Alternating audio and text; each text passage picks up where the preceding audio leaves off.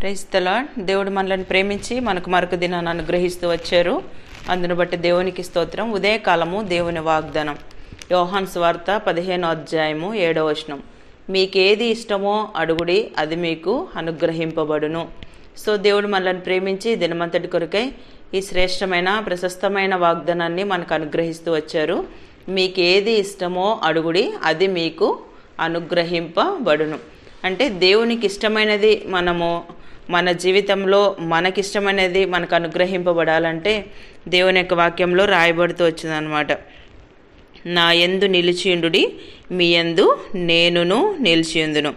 So నా యందు మీరును, మీ యందు నా మాటలను నిలిచియుండిన ఎడల మీకేది ఇష్టమో అడుగుడి, అది మీకు అనుగ్రహింపబడను. ఈ అధ్యాయంలో దాదాపుగా 2-3 టైమ్స్ ఆ మాట రాయబడుతూ వచ్చింది. దేవుని యందు మనం ఎప్పుడైతే నిలిచి ఉంటామో సో అప్పుడు దేవుడు మనలో నిలిచి ఉంటాడు. మన ద్వారా దేవుడు గొప్ప కార్యాలు జరిగించేవారుగా ఉంటారనమాట.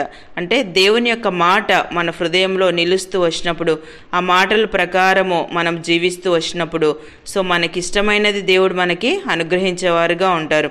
ఎప్పుడైతే సో మనకిష్టమైనది కావాలనుకుంటాం, దేవుని ఇష్ట ప్రకారం మన జీవితంలో చేయనప్పుడు దేవుడు మన ద్వారా కూడా గొప్ప కార్యాలు చేయలేరు. ఉదయకాలం అందుకే దేవుడు మనకు వాగ్దానం చేస్తున్నారు, మీకు ఏది ఇష్టమో అడుగుడి, అది మీకు అనుగ్రహింపబడును. ఎప్పుడంటే దేవుని యందు మనం నిలిచి ఉండి మనకి ఇష్టమైన వాటిని అడుగుతూ వచ్చినప్పుడు దేవుడు మనకి అనుగ్రహించేవారుగా ఉంటారు. యోహాను సువార్త 16వ అధ్యాయము 24వ వచనం చదివినట్లయితే, ఇది వరకు మీరేమియూ నా పేరట అడగలేదు, మీ సంతోషం పరిపూర్ణమగునట్లు అడుగుడి, మీకు దొరుకును.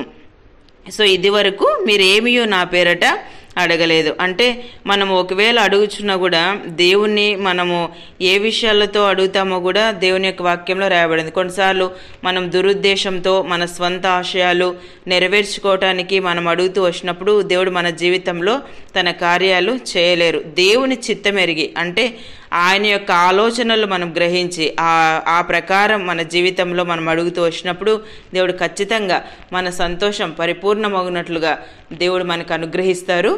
సో దేవుని యొక్క మాట ప్రకారం మనం నిలిచి ఉంటూ వచ్చినప్పుడు, ఆ ప్రకారం జీవిస్తూ వచ్చినప్పుడు దేవుడు ఖచ్చితంగా దయచేస్తారు మనకి. దానియేలు గ్రంథం 4వ అధ్యాయము 32వ వచనం చదివితే, సర్వోన్నతుడగు దేవుడు మానవుల రాజ్యం పైన అధికారి అయ్యుండి తానెవనికి దాన్ని అనుగ్రహింప నిశ్చయించునో వానికి అనుగ్రహించును. చూసారా, అంటే దేవుడు ఎవరికైతే అనుగ్రహింప నిశ్చయించునో వానికి అనుగ్రహించును. ఆయన మానవుల రాజ్యం పైన అధికారం కలిగినటువంటి దేవుడు, సర్వోన్నతుడైన దేవుడు. కొన్నిసార్లు దేవుని యొక్క గొప్పతనాన్ని మనం గ్రహించలేం. ఆయన సో దేవుడు చేసేటువంటి కార్యాలు మనం అనేక సార్లు వింటూ ఉండవచ్చు, కానీ అవి ఆచరణలో మనం పెట్టినప్పుడు, వాటిని మన జీవితానికి అప్లై చేసుకున్నప్పుడు మన జీవితంలో ఏది కూడా ప్రభు ద్వారా మనం పొందలేం.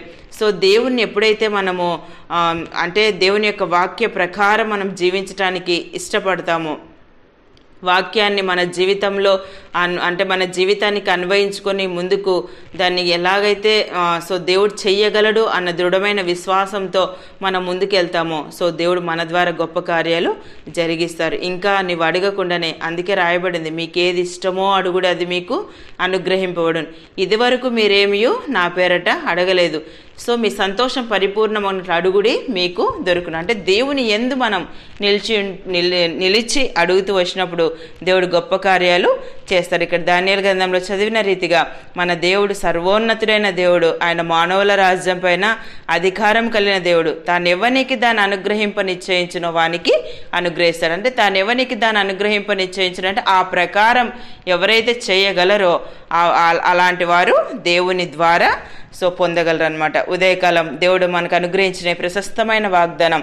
అన్ని పరిస్థితుల్లో మనం కొన్నిసార్లు ఆశిస్తూ ఉంటాం కానీ పొందలేకపోతాం. సో మనం ఏ ఉద్దేశంతో అడుగుతున్నామో మనం గ్రహిస్తూ రావాలి.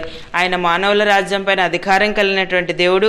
మన జీవితంలో మనకి ఏది ఇష్టమో, ఏది అవసరమో, ఎప్పుడు ఏ సమయంలో అనుగ్రహించాలో ఆయన ఎరిగినటువంటి దేవుడు. ఆయన తప్పకుండా మనం అడిగి వాటన్నిటికంటే అధికంగా మన జీవితాల్లో ఆయన చేసేటువంటి దేవుడు అనమాట. అలాంటి దేవుని మనం కలిగి ఉన్నాం ఉదయకాలం. సో ఇలాంటి దేవుని కలిగి ఉండి, సర్వోన్నతుడైన దేవుని కలిగి ఉండి, సో మానవుల రాజ్యం పైన అధికారం కలిగిన దేవుని కలిగి ఉండి కొన్నిసార్లు నా జీవితంలో ఏమీ పొందలేనని సో దేవుని నువ్వు అనుమానిస్తున్నావా? దేవుని యొక్క కార్యాలను గూర్చి నువ్వు చింతిస్తున్నావా? నా జీవితంలో నేను ప్రార్థన చేస్తున్నాను కానీ పొందలేకపోతున్నానని. సో మన దేవుడు తాను ఎవరికి అనుగ్రహింప నిశ్చయించునో వానికి తప్పకుండా దయచేసేటువంటి దేవుడు అనమాట. సో దేవుని చిత్తాన్ని ఎరిగి ఆయన ఆలోచన ప్రకారం మనం అడుగుతూ వచ్చినప్పుడు మన జీవితంలో మనకు అవసరమైన వాటన్నిటినీ మనం పొందుతాం. సో ఉదయకాలం దేవుడు అనుగ్రహించిన ప్రశస్తమైన వాగ్దానం మన జీవితానికి మనం అన్వయించుకొని ముందు కొనసాగినట్లు ప్రభు మనందరికీ సహాయం చేయనుగాక. ప్రార్థన చేసుకుందాం. ప్రియమైన తండ్రి, మీకు వందనాలు యేసయ్యా.